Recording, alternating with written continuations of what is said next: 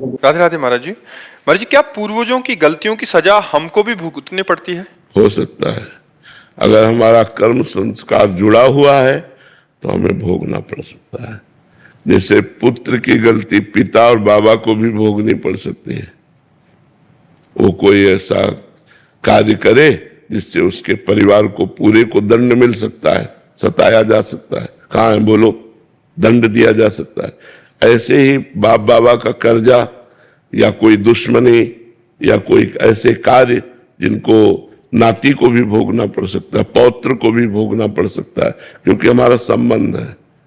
संबंध से कर्मों का संबंध होता है और कर्मों को फिर भोगना होता है। अब मान लो बाप बाबा की दुश्मनी है, उसमें तुम्हें कष्ट दिया जाए, आप दुश्मनी नहीं करते, आप सबसे हाथ जोड़ के रहते, लेकिन बाप बाबा की फैलाई हुई दुश्मनी है। आप बड़े ईमानदार हैं लेकिन उन्होंने बेईमानी की है, उन्होंने कर्जा किया है, तो आपको भोगना पड़ेगा। फिर उनका कर्जा देना पड़ेगा, नहीं वो तुम्हारी संपत्ति पर अपना अधिकार जताएंगे, तुमसे लड़ेंगे।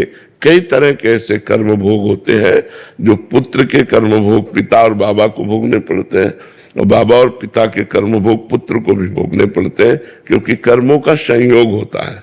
उसी संयोग से तो हम उनके पुत्र बने हैं आकर के, तो वही भोग भोगना पड़ता है।